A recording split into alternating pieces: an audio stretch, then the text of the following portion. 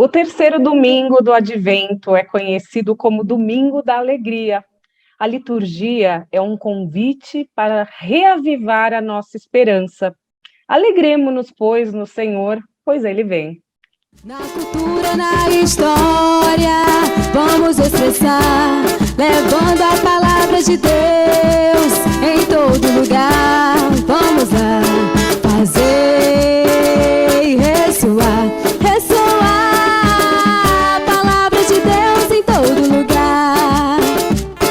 Fazer e ressoar, ressoar a palavra de Deus em todo lugar. Saudações, queridos irmãos e irmãs, bem-vindos ao canal do Padre Chinaka. Eu me chamo Chinaka Justin Umberi, o padre da Congregação dos Oblatos de São José, e nesse domingo, o terceiro domingo do Advento, trazemos ao seu redor a reflexão dominical com os leigos, a nossa atividade semanal para ajudar os leigos numa boa formação da palavra de Deus, bom conhecimento, principalmente baseando-se na liturgia, no Evangelho do domingo. E nessa vez estão os nossos convidados para partilhar conosco, o Marco Ferrão, o diácono Edilberto Silvestre e a Rúbia Ferrão. Sejam todos bem-vindos aqui no canal do Padre Chinaka. Olá, Padre Chinaka. Olá, diácono Edilberto, minha querida irmã Rúbia. É um prazer estar aqui novamente ao lado de vocês, né, por mais esse vídeo. Para vocês que nos assistem, gostaria de fazer como sempre, pedir para vocês aí que vocês compartilhem esse vídeo com seus amigos, com seus familiares, se inscrevam no canal do Padre Chinaka para receber os vídeos, né?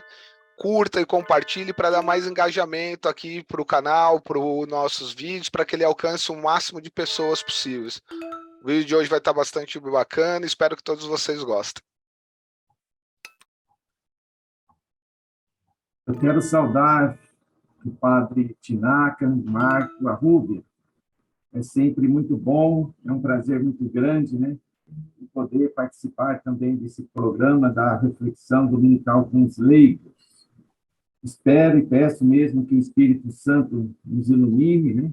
E que possa sair de nossas bocas palavras de sabedoria, que possa mesmo ajudar os nossos irmãos leigos a compreender bem o Evangelho deste domingo. Olá, gostaria de saudar na figura do Padre Chinaka, do diácono Edilberto, do meu irmão Marco Antônio Ferrão, todos vocês que nos acompanham, agradecer o convite, parabenizar por esse importante trabalho de evangelização, de levar a palavra de Deus a todos os cantos, e com certeza vídeos como esse são importantes instrumentos nessa tarefa. Então, parabéns pela iniciativa. Muito bem, e vamos iniciar com uma oração breve invocando o Espírito Santo. Em nome do Pai, do Filho e do Espírito Santo. Amém. Amém. Vinde, Espírito Santo, Enchei os corações dos vossos fiéis e acendei neles o fogo do vosso amor. Enviai o vosso Espírito e tudo será criado. E renovareis a face da terra. Amém. Amém. Em nome do Pai, do Filho e do Espírito Santo. Amém. Amém. Como dissemos na semana passada, João Batista, primo de Jesus, foi precursor da vinda do Messias, o tão esperado pelo qual todo Israel orou, especialmente no momento de angústia e desespero, onde eles eram um feudo do Império Romano, onde a maioria do povo era pobre, onde a maioria tinha pouca esperança, com exceção dos Anauim. Os Anauim eram um grupo que podemos traduzir como os pobres, os humildes, né? Aqueles que dependem de Deus, seja rico ou pobre materialmente. E havia muitos pobres, e eles continuaram a seguir Jesus e a ter grande esperança. Então, de repente, temos João Batista, o arauto, aquele que falou tão forte e reuniu centenas e centenas de milhares de pessoas para se lavarem no Jordão e se prepararem para a era messiânica, que começaria quando Jesus começou sua vida pública. João está na prisão agora. A esposa de Herodes ficou com ciúmes e mandou prendê-lo, porque ele havia dito a Herodes que não tinha permissão para se casar com a esposa do seu irmão. E Herodias não o perdoou por isso e planejou matá-lo. Com João na prisão, tudo já havia sido armado para que ele fosse condenado e eventualmente ter sua cabeça cortada na festa de aniversário do rei Herodes. De todas as pessoas que nunca pensaríamos que duvidariam, seria João Batista, que conheceu Jesus quando criança, que o conheceu e brincou com ele, e estava perto dele quando ele partiu para o deserto para se tornar e se preparar para o grande papel de profeta, aquele que vem para preparar o caminho do Messias. Mas então você começa a se perguntar, veja, quando lê o texto novamente, quando João Batista ouviu falar das obras de Cristo na prisão, enviou seus discípulos a Jesus com esta pergunta: és tu aquele que há de vir, ou devemos esperar outro? Realmente não sabemos se João estava enviando aqueles discípulos para o bem deles ou para o seu próprio. Talvez ele fosse realmente forte e continuasse a acreditar em Jesus e não tivesse dúvidas. E é o que grandes estudiosos da palavra acreditam. Mas outros estudiosos dizem que os seres humanos passam por tempos terríveis. E João, que esperava pelo próprio Messias, era um ser humano. Ele esperava o triunfo de Deus sobre tudo o que havia acontecido antes e a aparição final do Messias.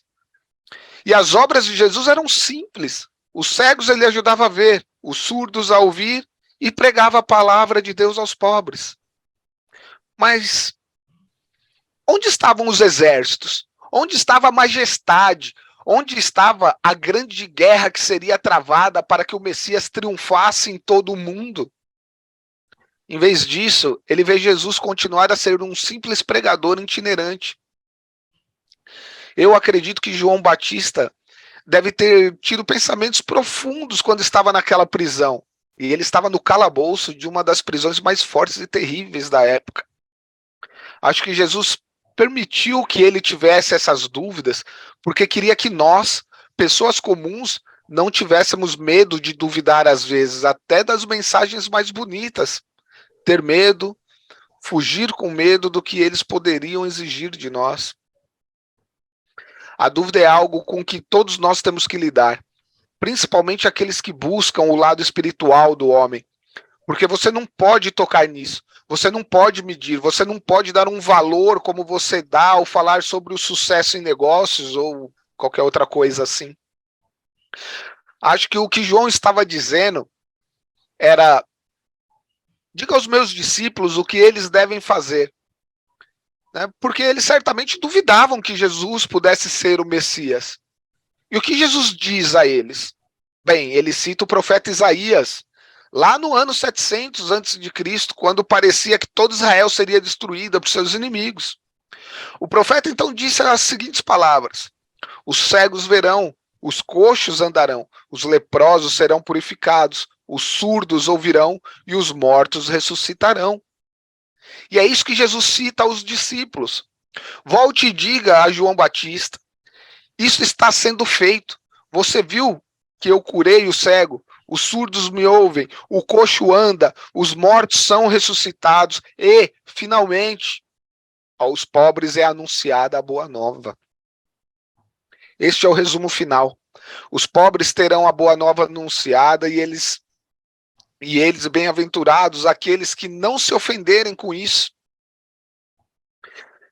Este é um ditado muito difícil, a menos que você comece com o fim dele e trabalhe para saber qual é o verdadeiro significado das palavras de Jesus. Os pobres, não é? Como a gente diz, quem são os pobres? Os pobres são os anauim de Deus, aqueles que acreditam que Deus está com eles e os vê e eles estão com eles. É em Deus que eles acreditam totalmente Eles não acreditam em poder, não acreditam em dinheiro, eles acreditam que a presença de Deus estará com eles e é por isso que eles estão orando. E Jesus diz: vocês têm as boas novas agora e eu as estou proclamando. E qual é a boa notícia? Deus veio para estar com você e para ficar com você. Deus enviou seu Filho, o próprio Deus veio com ele, o Pai e o Espírito Santo, e quando você olhar para mim, deve ver em mim o Filho de Deus. E se você entender isso, então os seus olhos verão. Eles não verão a Deus. Deus não pode ser visto. Mas quando você me ver andando com você e colocar sua fé em mim, e colocar sua fé em Deus Pai, então você vê o que Jesus vê. Estas eram as palavras. E ele vê um mundo e fará dele o que seu Pai pretende. E ele ouve o que você ouve, e Jesus dá essa audição a você para que você possa ouvir a música do próprio Deus e você possa ver profundamente o significado da vida, desde que você veja com os olhos dele. E você deve dançar. Jesus diz: antes vocês rastejavam como pessoas quebradas, mas quando souberem que Deus está com vocês, que Deus nunca nos abandonará, vocês dançarão e cantarão. E não importa o que o mundo jogue em você, não importa o quanto ele tente te derrubar, a verdade final é esta: o próprio Deus veio ao mundo de uma maneira tão especial que o mundo nunca mais será o mesmo. E é nisso que os Anauim acreditavam. Jesus está dizendo que assim será feito. Não com poder, mas com fraqueza. Não com gritos, mas com vozes suaves de persuasão. Não com nenhum tipo de mágica. Não é isso. Isso será feito na vida comum de cada homem e mulher, porque eu vim para mostrar a vocês, se vocês seguirem meus olhos, você verá como eu vejo. E você ouvirá o que eu ouço. E você dançará como eu danço, pois Deus veio fazer sua morada em seu coração. Essas são as palavras do Cristo. Esta é a mensagem de Jesus. E claro, João Batista entendeu. Este reino não poderia vir por meio do poder. Nós tentamos o poder. Continuamos tentando o poder. Não funciona. Tentamos dinheiro comprando coisas, construindo coisas. Não funciona. Tentamos usar nossos talentos para criar coisas, torná-las maravilhosas e impressionar a todos. Mas isso não funciona. E o que funciona? Ver como eu vejo, ouvir o que eu ouço, fazer o que eu faço. As palavras do próprio Cristo. E qual é a única palavra que torna isso possível? Você não está aqui para comandar, você está aqui para vencer, você não está aqui para triunfar, você está aqui para amar um ao outro. E essa é a tarefa pelo qual Jesus nos mostra o caminho. E é isso que ele diz hoje neste evangelho, não apenas para os pobres do seu tempo, mas para de todos os outros tempos que virão. Você deve se lembrar disso. Se você vai ver como ele vê, e ouvir como ele ouve, e fazer como ele faz, você vai ter que ser um dos Anauim, porque os Anauim são aqueles que sabem sua necessidade de Deus. E se você conhece sua necessidade de Deus, ele sempre estará lá, pois ele veio para assumir sua vida e nos dar seu amor em cada passo do caminho. Irmãos e irmãs, este terceiro domingo do Advento é um lembrete alegre de que nossa salvação está próxima. Muito bem, Marco. Foi boa a sua reflexão, né? Que a nossa salvação realmente está próxima. É por isso que esse domingo leva o nome Gaudete. O que significa? É uma chamada de alegrar em Deus, né? Alegrai-vos sempre no Senhor.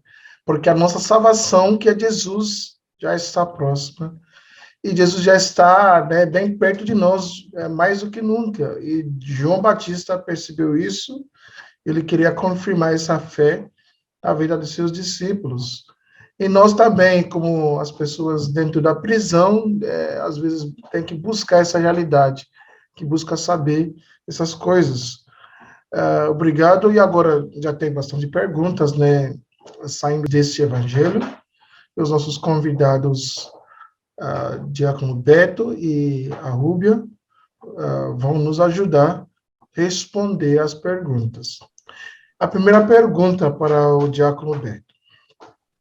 Na leitura do domingo do Evangelho, já vemos a dúvida manifestada por João Batista quando estava na prisão e ouviu falar de Jesus. Assim enviou mensageiros para perguntar se era ele que havia de vir ou deveriam esperar outro.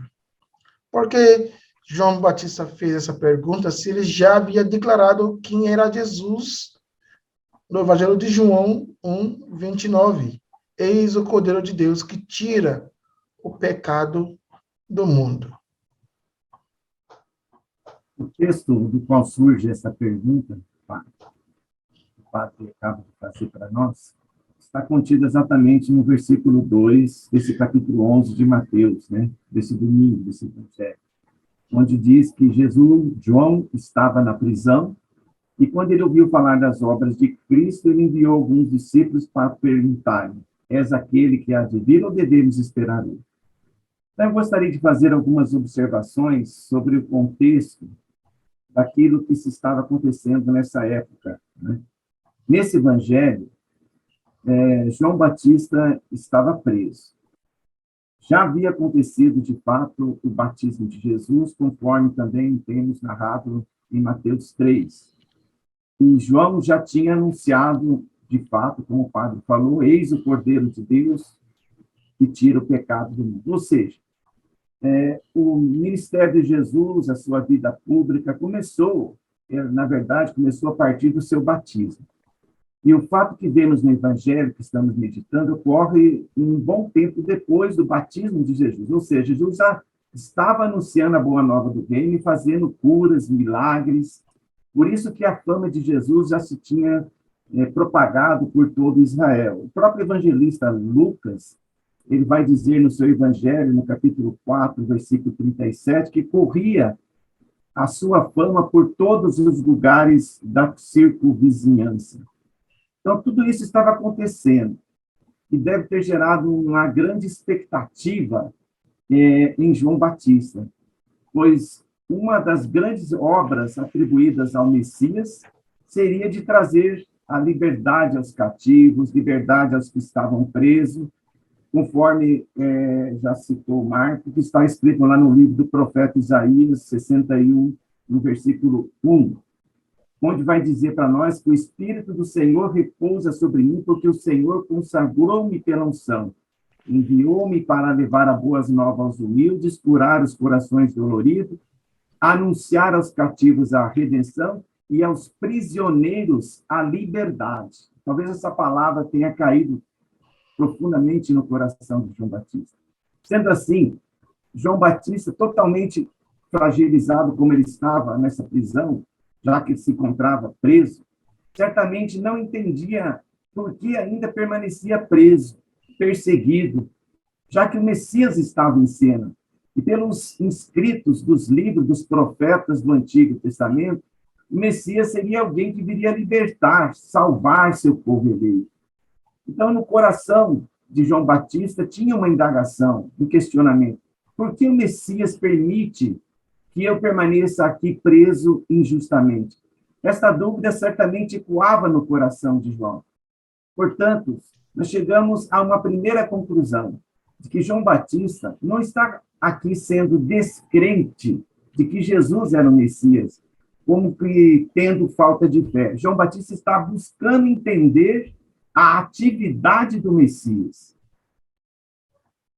Será que existe algo que não compreendi bem? Essa poderia muito bem ter sido um pensamento que pode ter passado pela cabeça de João. Ele, então, o que ele faz? Ele pede que seus discípulos busquem esclarecimentos diretamente com Jesus. E o esclarecimento que Jesus vai dar a esses discípulos é como nós vimos no Evangelho. Jesus vai dizer: ide contar a João o que estáis ouvindo e vendo. Os cegos recuperam a vista, os paralíticos andam, os leprosos são curados, os surdos ouvem, os mortos ressuscitam e os pobres são evangelizados. Observe que na resposta de Jesus, ele trouxe à tona as obras que ele estava realizando. Obras essas claramente ligadas à ação do Messias no mundo, que já havia sido profetizada no Antigo Testamento. O que Jesus quer mostrar a João Batista é que a agenda de Deus estava sendo cumprida, apesar de não estar sendo feita como João desejava. Deus estava agindo conforme sua vontade soberana, e João deveria estar atento a isso. Tudo isso nos ajuda a entender que nós, nem sempre, humanamente falando, nós conseguimos compreender os desígnios de Deus de forma plena e detalhada. João Batista, apesar de ser um profeta, precursor do Salvador, aquele que veio preparar os caminhos do Senhor, mesmo contendo todos esses atributos, ele também tem seu lado humano, como nós, onde temos as nossas limitações. Quando nós olhamos também para Maria, quando na anunciação do anjo Gabriel, ela também questionou o anjo. Mas como se fará isso acontecer se eu não conheço homem algum? O humano de Maria também questionou. Assim, o humano de João questionou: és tu o Messias ou devemos esperar outro?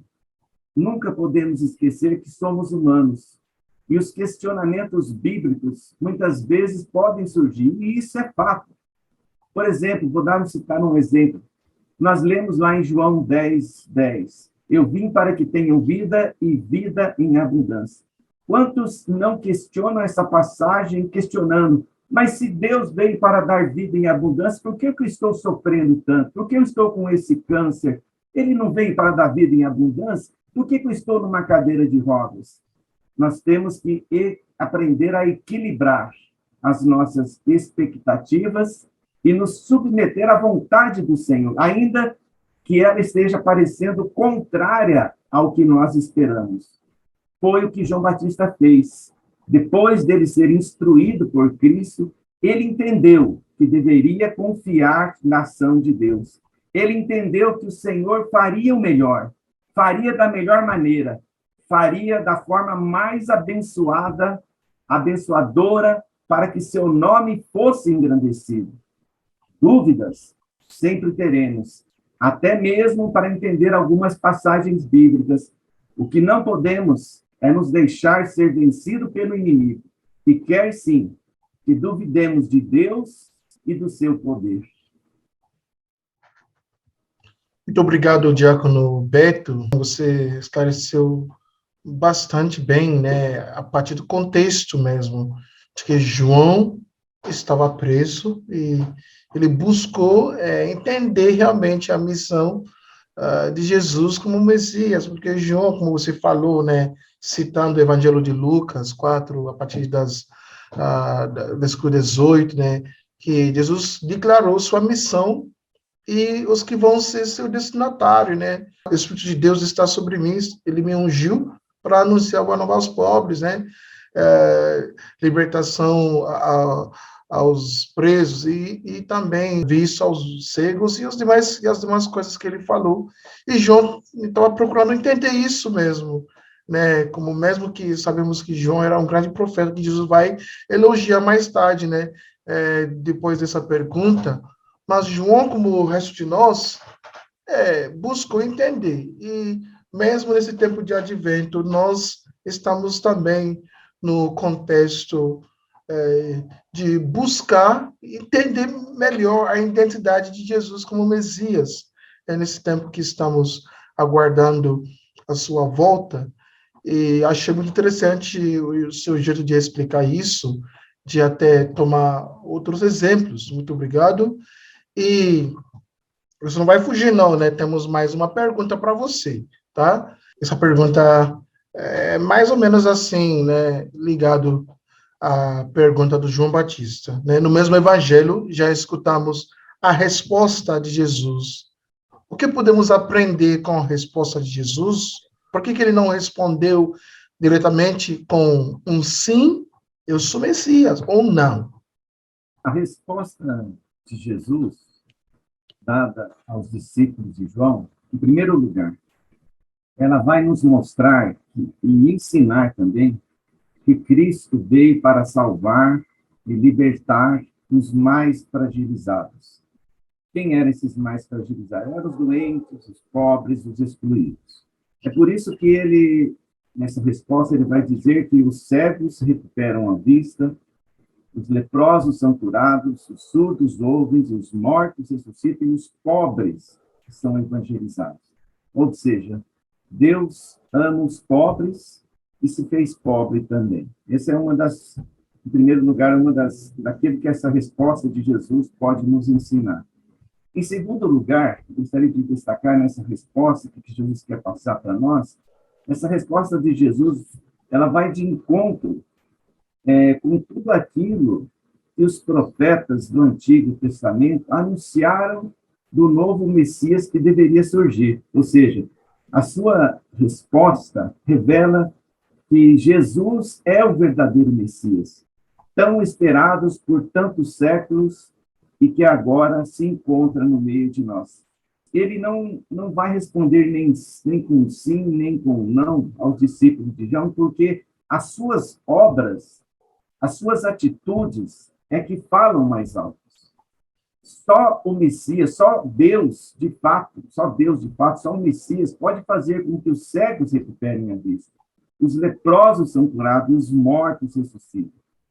E como percebemos, Jesus não responde ao Batista com palavras ou argumentos, mas com os gestos concretos que realiza. Os sinais realizados por Cristo revelam verdadeiramente Jesus, o Messias, o Filho de Deus, Pai do céu. E a exemplo de Cristo, que possamos afirmar também, podemos afirmar também que o maior testemunho do cristão não está exatamente nas palavras, por mais bonitas que elas sejam, mas sim pelas suas ações, pelas ações concretas. As palavras podem até convencer, mas a gente sabe que os testemunhos eles arrastam uma multidão de pessoas a Deus, como bem fez o nosso Senhor Jesus Cristo.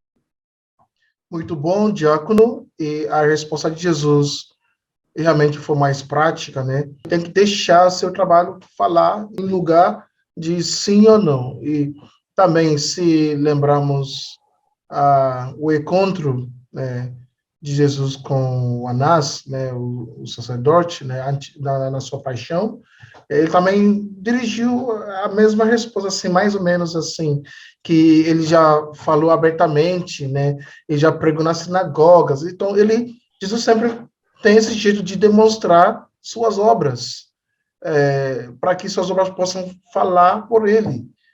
E ele também já nos falou, assim, que deixamos as nossas obras diante dos homens, para que, vendo as nossas boas obras, glorifiquem a Deus Pai. Muito obrigado por essa sua resposta.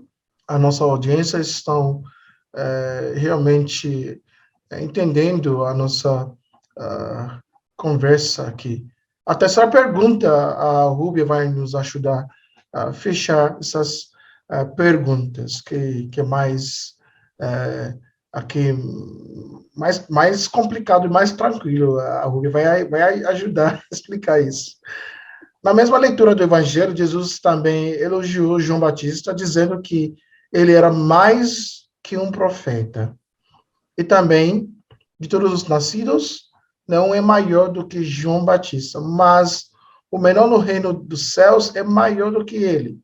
Como isso é possível? E também, como João foi mais do que apenas um profeta? Nenhum homem é maior que João Batista. Esta frase certamente deve ter trazido uma certa perplexidade para aqueles que a ouviram.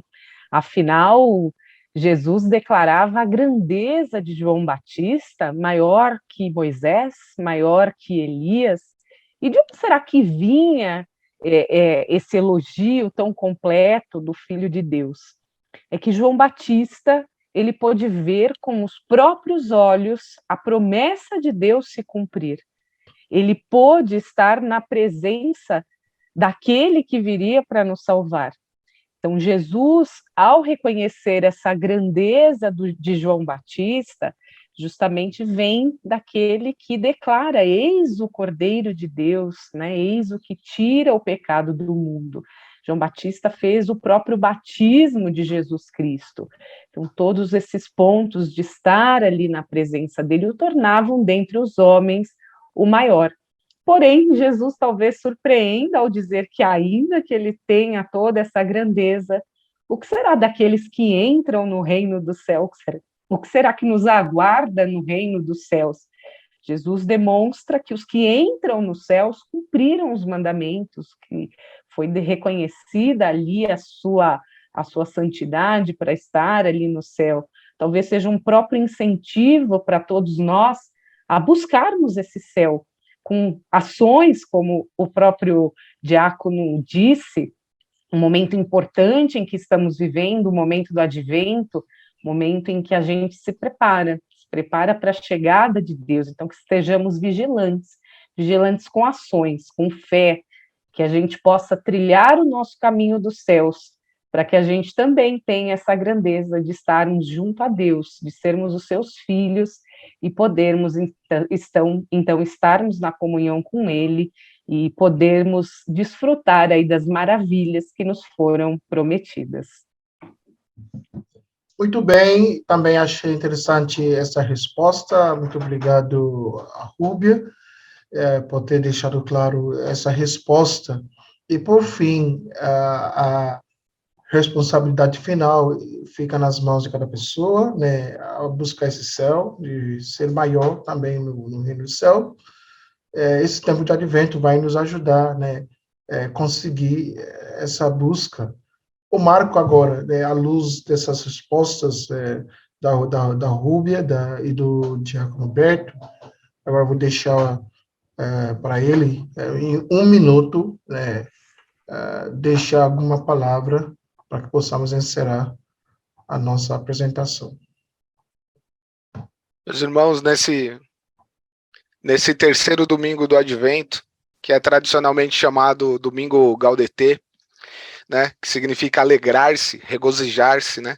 E é assim chamado porque alegrai-vos é a primeira palavra da antífona de entrada na missa de hoje, extraída diretamente de Filipenses 4:4-5, né?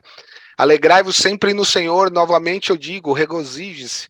Como foi dito, este domingo é um lembrete alegre de que nossa salvação está próxima. E o Evangelho de Mateus contou a história de João Batista, né? João, quando enviou o recado perguntando se Jesus era o Messias que ele esperava, a mensagem de Jesus, como dita pelo diácono, né, são os sinais do reino que se realiza ali, que recorda a salvação descrita pelo profeta Isaías.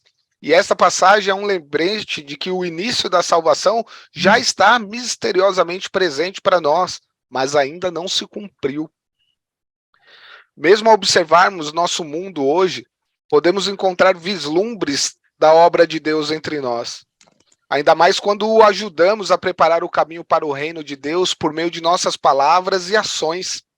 Esta mensagem é realmente motivo para que todos nós nos regozijamos em Deus. Gaudete. Irmãos e irmãs, alegrai-vos sempre no Senhor. De novo, eu vos digo, alegrai-vos no Senhor, porque a nossa salvação está perto de nós. Muito obrigado aos nossos convidados, Marco, Rúbia e Berto. Deus abençoe vocês por essa reflexão muito bacana, muito inspirada, muito rica. A presença de vocês enriquece a nossa apresentação, né? E ficamos muito gratos, né? E esperamos que na outra vez no futuro, porque a gente vai, assim,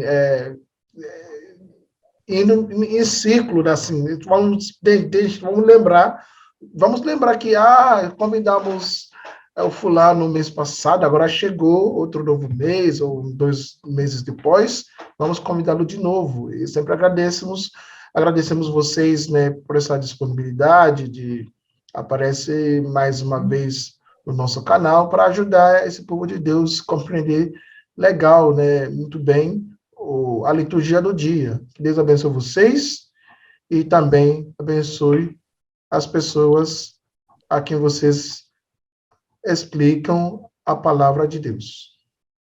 Muito obrigado, Padre Chinaca, minha querida irmã Rúbia, Diácono Edilberto, como sempre, muito pastoral aí em suas palavras. né? Agradeço a todos realmente mais uma vez pelo convite, a você que nos assistiu até aqui. Eu só tenho a agradecer também, como sempre, pedir encarecidamente para que você curta, compartilhe e comente esse vídeo para dar mais engajamento aqui no canal, né? E que desejo a todos vocês uma excelente semana em vigília constante, porque para que não esquecemos que a nossa salvação está chegando, ela está muito próxima. Agradeço também essa participação minha aqui nesse canal do Padre Tinaca. Muito obrigado pelo convite, Padre. E espero possa ter contribuído com alguma mensagem, deixado alguma mensagem, que os nossos leigos possam aproveitar bem um pouco daquilo que foi partilhado conosco nesse momento. Muito obrigado. Eu também agradeço, me sinto honrada pelo convite de estar aqui com vocês, aprendi muito com vocês, meus irmãos, e foi muito importante poder fazer essa reflexão e que a gente possa receber essa inspiração para nos tornarmos melhores, espalharmos a palavra de Deus e, enfim, podermos ter a fé que iremos merecer a salvação e o reino dos céus. Boas festas para todos. Obrigado. E daí, mande abraço para meus amiguinhos aí. Eles vão assistir esse vídeo. Legal. Muito bem. Muito obrigado, Diácono, a parte de Curitiba. E, irmãos e irmãs, dê um like, compartilhe. Oi? É minha irmã. Sim. Sobrenome, né? Isso. É minha irmã. É minha irmãzinha mais nova. Mais jovem. Mais bela, pelo jeito também. Obrigada. Nossa, muito bom. Tá. Então, irmãos e irmãs, muito obrigado. Dê um like, compartilhe, comente ao nosso vídeo. Nos ajude a deixar esse vídeo chegar a mais gente possível. E desde já agradecemos e encontramos na próxima semana. Já agora vamos lançando o nosso vídeo mais cedo, a partir da segunda ou terça, já está liberado e pronto no nosso canal para que você possa assistir e meditar ao longo dos dias até o domingo, né? E é assim que vamos fazendo agora. Glória ao Pai, ao Filho e ao Espírito Santo, como era no princípio, agora e sempre. Amém. O Senhor esteja convosco. Ele está no meio de nós. Abençoe-vos, Deus Todo-Poderoso, Pai, Filho e Espírito Santo. Amém. Ressoar a palavra